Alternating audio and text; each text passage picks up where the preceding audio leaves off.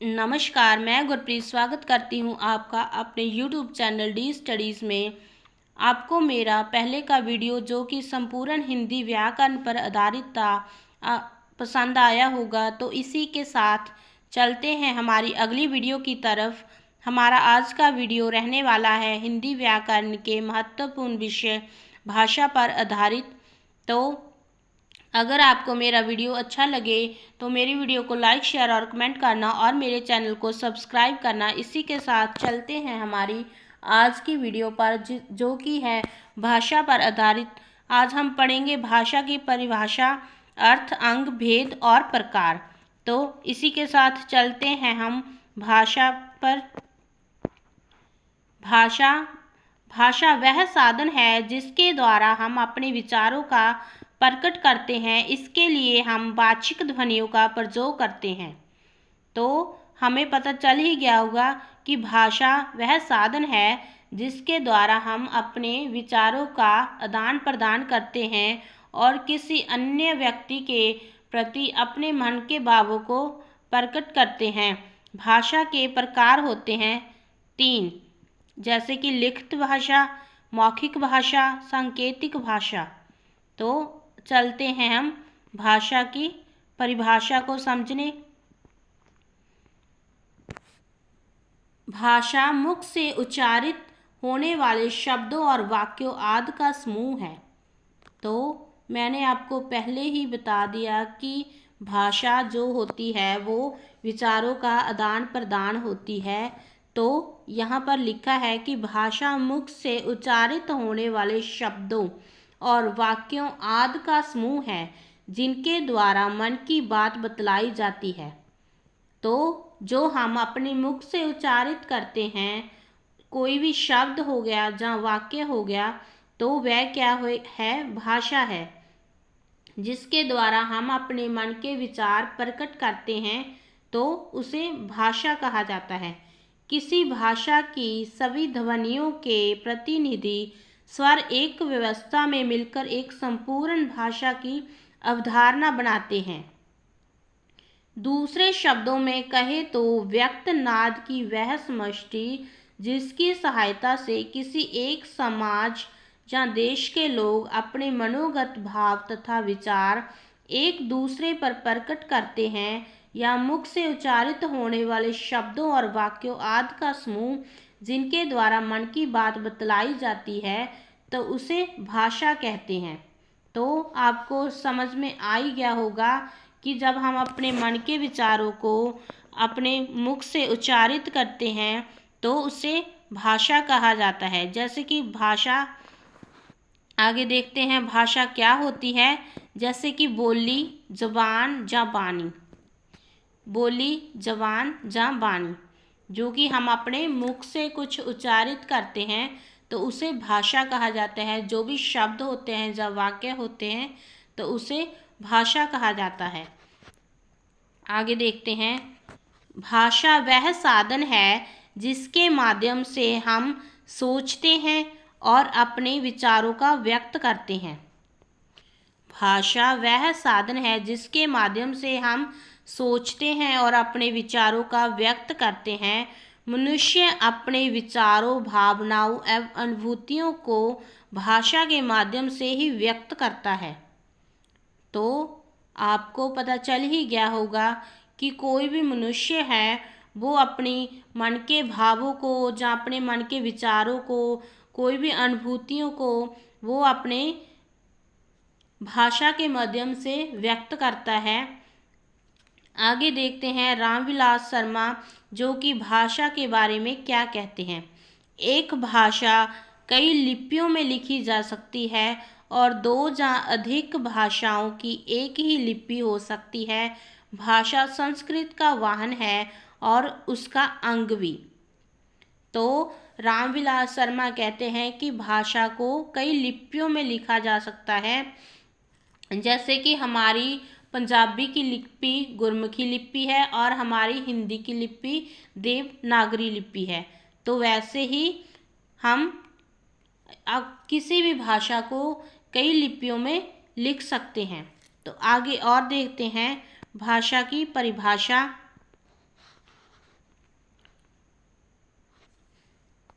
भाषा की परिभाषा है, भाषा एक ऐसा साधन है जिसके द्वारा हम अपने विचारों को व्यक्त कर सकते हैं और इसके लिए हम आवश्यक ध्वनियों का प्रयोग करते हैं। तो जब हम अपने मुख से कुछ भी वाक्य या शब्द निकालते हैं तो उनमें कुछ ध्वनियाँ उत्पन्न होती है, तो उन विचारों को जो भी हमारे मुख से उच्चारित होते हैं भाषा कहा जाता है। भाषा को प्राचीन काल से ही परिभाषित करने की कोशिश की जाती रही है। आगे देखते हैं।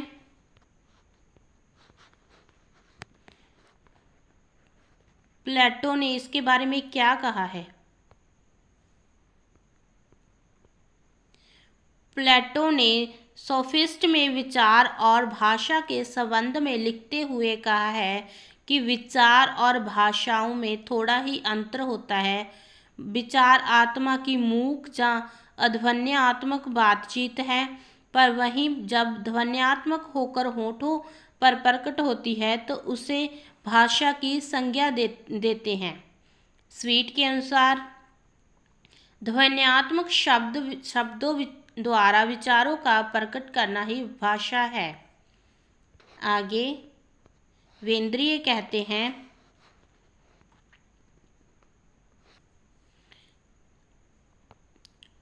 भाषा एक तरह का चिन्ह है। भाषा एक तरह का चिन्ह है। चिन्ह से आशय उन प्रतीकों से है जिनके द्वारा मानव अपने विचार दूसरों पर प्रकट करता है। ये प्रतीक कई प्रकार के होते हैं, जैसे नेत्रग्रामा, श्रोत्रग्रामा और स्पर्शग्रामा।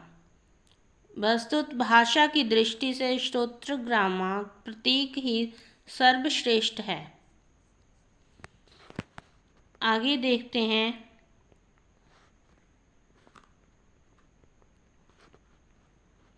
भाषा का अर्थ।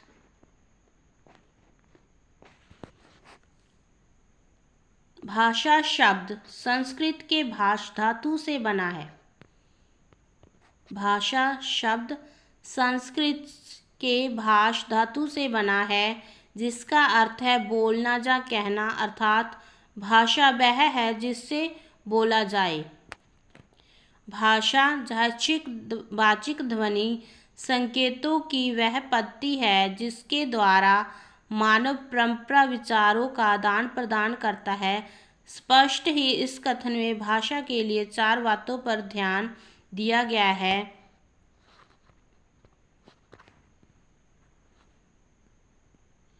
भाषा एक पद्धति है, यानी एक सुसंबद्ध और सुव्यवस्थित योजना या संगठन है जिसमें कर्ता, कर्म, क्रिया आदि व्यवस्थित रूप में आ सकते हैं।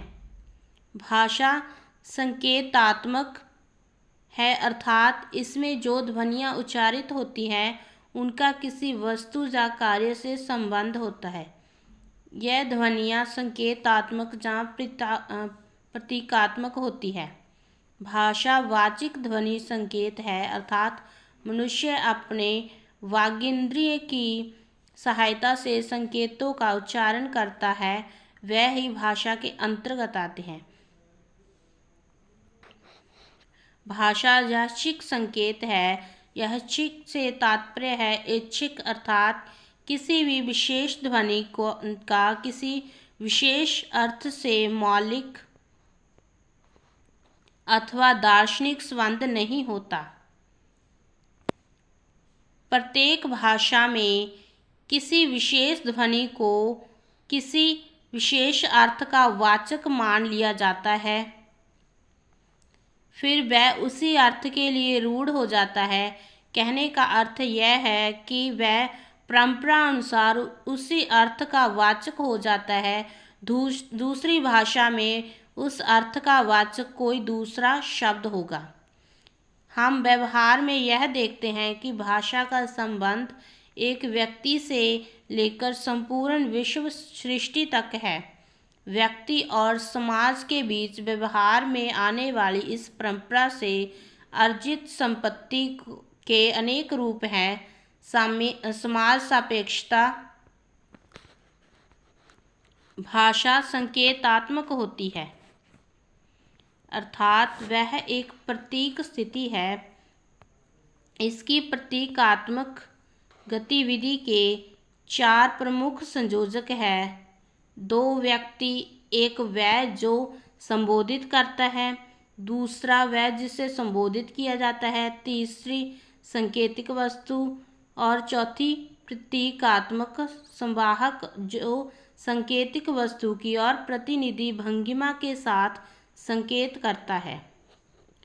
भाषा की शैली।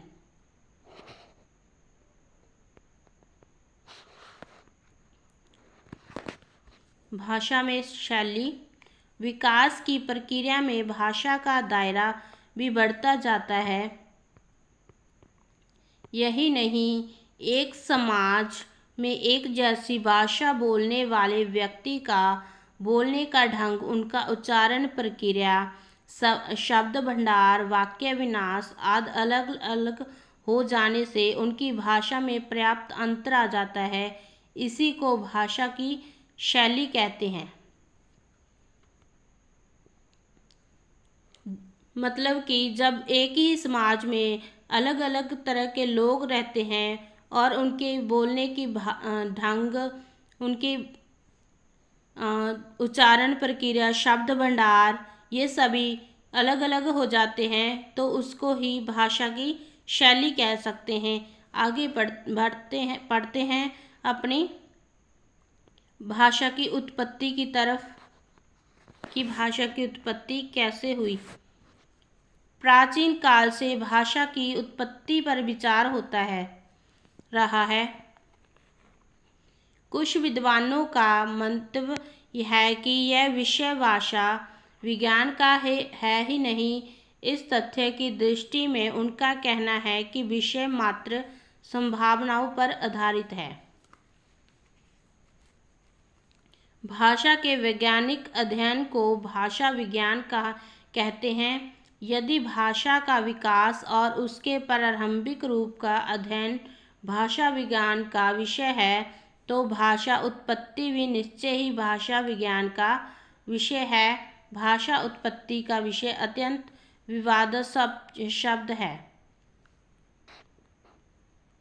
तो प्राचीन काल से ही इसकी उत्पत्ति का विचार होता रहा है, तो हम मान सकते हैं कि भाषा की उत्पत्ति प्राचीन काल से शुरू हुई है।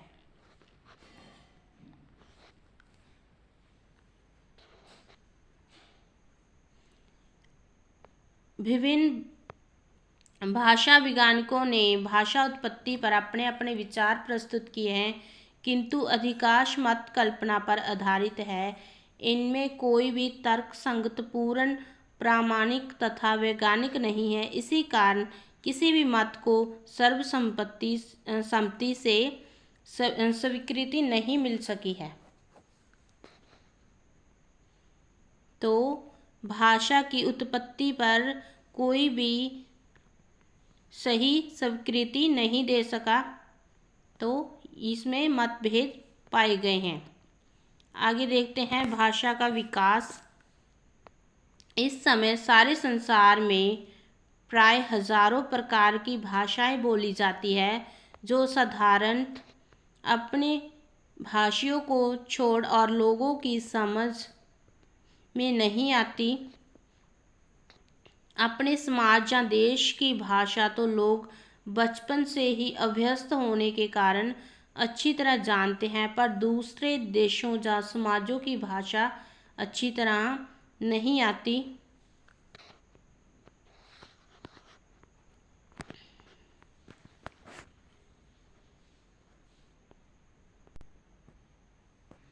आगे देखते हैं भाषा के प्रकार और भेद कितने होते हैं। तो भाषा बोलने, लिखने और समझने के आधार पर 3 प्रकार की होती है, अर्थात भाषा के 3 प्रकार के भेद या रूप होते हैं, जैसे कि मौखिक, लिखित और सांकेतिक भाषा। मौखिक जो कि मुख से बोली जाती है, लिखित जैसे कि लिखकर अपनी बात समझाना, जैसे कि तीसरे नंबर पर आ गया सांकेतिक भाषा, जैसे कि किसी इशारे से अपनी बात समझाना। तो भाषा के 3 प्रकार होते हैं, 3 भेद होते हैं। आगे चलते हैं। मौखिक भाषा। भाषा के जिस रूप से हम अपने विचार भाव बोलकर प्रकट करते हैं, भाषा के जिस रूप से हम अपने विचार भाव बोलकर प्रकट करते हैं अथवा दूसरों के विचार अथवा भाव सुनकर ग्रहण करते हैं, उसे मौखिक भाषा कहते हैं। उदाहरण के लिए जब हम किसी से फ़ोन पर बात करते हैं तो भाषा के मौखिक रूप का प्रयोग करते हैं। तो जब हम किसी से बात करते हैं तो हम बोलकर अपने विचार किसी को सुनाते हैं, तो हम मौखिक भाषा का प्रयोग करते हैं। भाषा का मौखिक रूप सीखने के लिए विशेष प्रयत्न नहीं करना पड़ता है। उदाहरण के लिए हम अपनी मातृभाषा को परिवार और समाज से अनुकरण द्वारा स्वयं सीख जाते हैं। मतलब कि हमें जो मौखिक भाषा है सीखने के लिए कोई स्ट्रगल नहीं करना पड़ता है।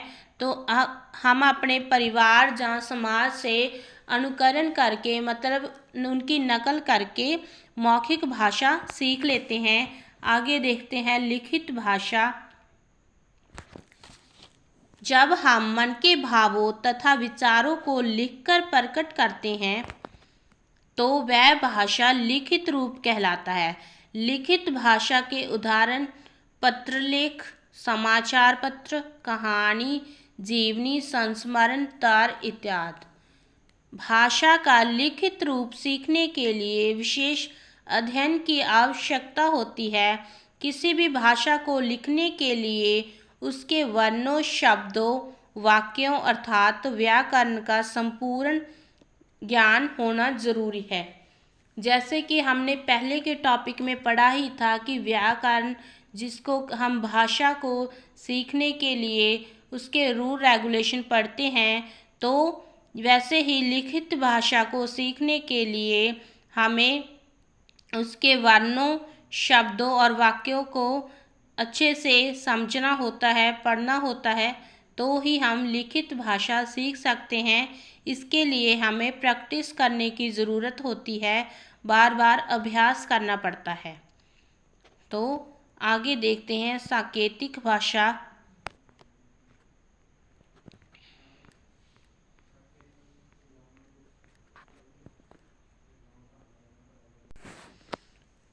संकेत भाषा या सांकेतिक भाषा एक ऐसी भाषा है जिसको हम विभिन्न प्रकार के दृश्य संकेतों, दृश्य संकेतों जैसे हस्तचालित संकेत, अंग संकेत के माध्यम से व्यक्त करते हैं। इसमें बोलने वाले के विचारों को धारा प्रवाह रूप से व्यक्त करने के लिए हाथ का आकार, विन्यास और संचालन, बाहों या शरीर तथा चेहरे के हाव भाव को एक साथ उपयोग किया जाता है।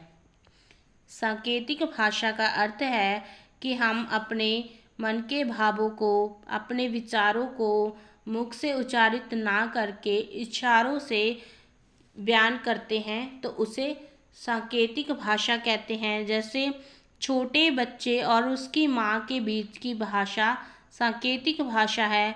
छोटा बच्चा अपनी समस्याओं और इच्छाओं को विभिन्न संकेतों के माध्यम से बताता है। जैसे अधिकतर बच्चों को जब भूख लगती है तो वह रोने लगते हैं। सांकेतिक भाषा का प्रयोग अधिकतर ऐसे व्यक्तियों के लिए होता है जो शारीरिक रूप से दिव्यांग होते हैं, जैसे कान और मुख से अपंग।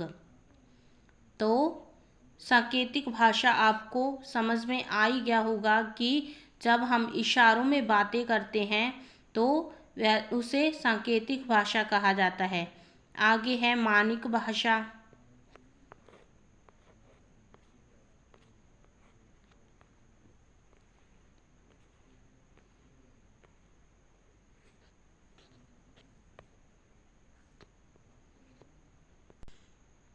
तो इसी के साथ हमारा आज का वीडियो यहीं समाप्त करते हैं। भाषा के बारे में हम कल अगले टॉपिक में पढ़ेंगे पार्ट 2 में। तो इसी के साथ stay blessed, keep smiling and keep growing. Thank you.